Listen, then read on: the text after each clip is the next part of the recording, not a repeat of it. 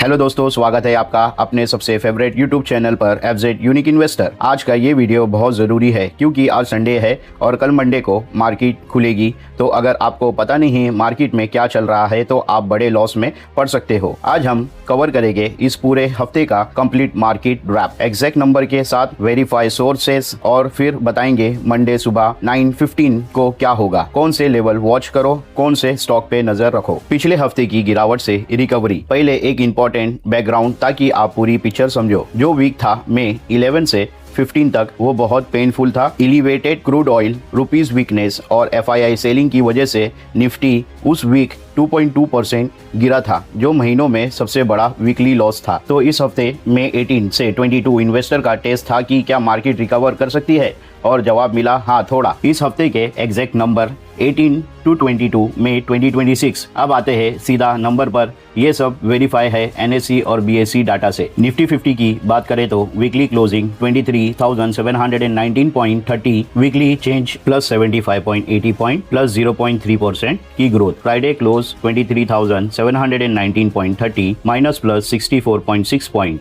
Plus 0.27%। Friday high 23,835.65, Friday low 23,671। अब बात करते हैं BSE Sensex. Weekly closing 75,415.35, weekly changes plus 177.36 point. तो इसका मतलब मार्केट पॉजिटिव 0.2% अप था। Market plus 235.99 point, plus 0.31%। Friday high 75,818.97, Friday low 75,230.75। अब बात करते हैं बैंक निफ्टी की। बैंक निफ्टी फ्राइडे को क्लोज हुआ था 54,055, changes up and down 615 points. इसका मतलब मार्केट पॉजिटिव था 1.15%। फ्राइडे हाई 54,213, फ्राइडे लो 53,483। निफ्टी प्राइवेट बैंक इंडेक्स भी फ्राइडे को पॉजिटिव 1.49% रहा है। दोस्तों, निफ्टी और सेंसेक्स दोनों पॉजिटिव बंद हुआ हफ्ते के एंड में, लेकिन नोटिस करो गेन फ्लैट है 0.2% और 0.3%। ये कोई बड़ा रैली नहीं है, मार्केट कॉशियस है। अब बात करते हैं विनर की,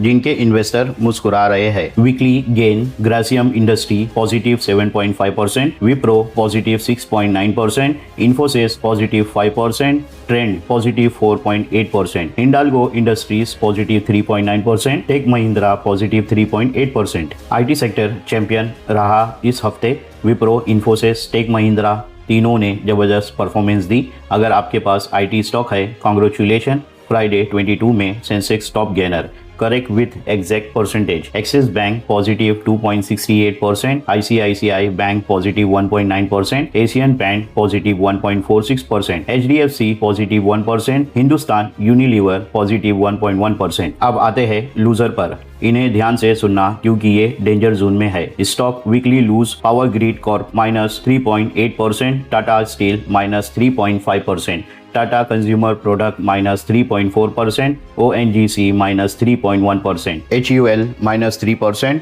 max Health Care minus 2.6%। Sensex top loser, Sun Pharma minus 2.71%, Q4 result disappointing, margin contraction, ITC minus 1.96%, Power Grid minus 1.80%। PSU stock और मेटल पे इस हफ्ते भारी सेलिंग रही और सन फार्मा फ्राइडे को शार्पली गिरा। Q4 रिजल्ट के बाद इन्वेस्टर डिसअपॉइंट रहे। फार्मा सेक्टर में स्टॉक स्पेसिफिक रिएक्शन देखा गया। Sectoral performance week outperform, private bank, telecom, IT, consumer durables, financial service. Underperformance stock PSU bank, metal, pharma, power, FMCG। अब बात करते हैं 4 बड़े इम्पैक्ट की जो मार्केट को हिला सकते हैं। ये सेक्शन सबसे इंपॉर्टेंट है, एक एक पॉइंट ध्यान से सुनो। फर्स्ट इम्पैक्ट की बात करें तो RBI का 2.87 लाख करोड़ का डिविडेंड गेम चेंजर बन गया है। RBI ने अनाउंस किया है कि 2.87 लाख करोड़ का रिकॉर्ड सरप्लस ट्रांसफर होगा, गवर्नमेंट को मिलेगा FY26 के लिए। ये क्या मतलब रहता है आपके लिए?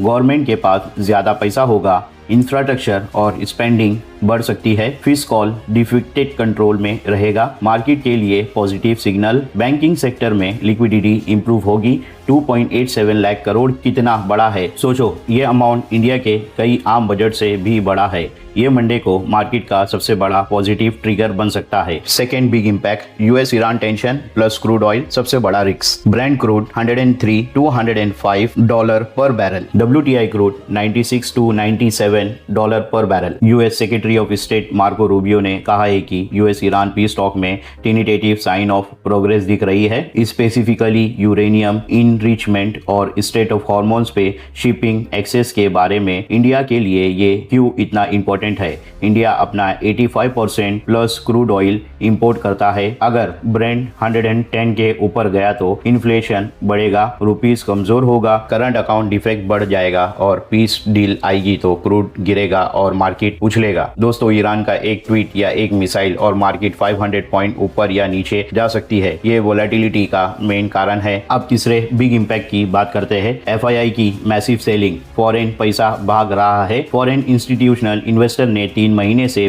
भी कम समय में 22.2 बिलियन इंडियन इक्विटी से निकाले हैं, जो पिछले पूरे साल के रिकॉर्ड एनुअल आउटफ्लो से भी ज्यादा है। लेकिन एक राहत की बात है, DII यानी domestic institutional investor, mutual funds, LIC etcetera ने सपोर्ट दिया। फ्राइडे को FPI नेट सेलर रहे, लेकिन DII ने मार्केट को गिरने से बचाया।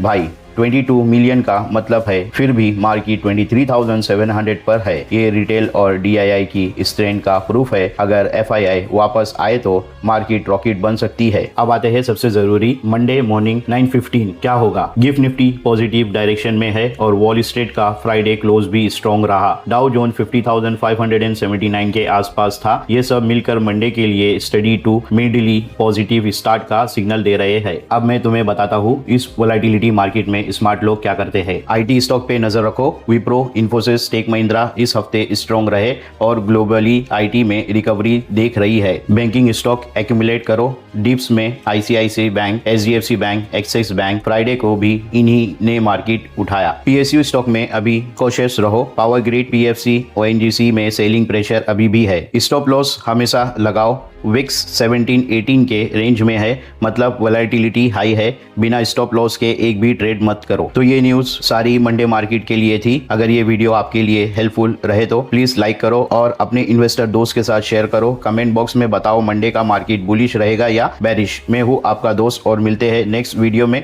तब तक के लिए हैप्पी इन्वेस्टिंग। जय हिंद।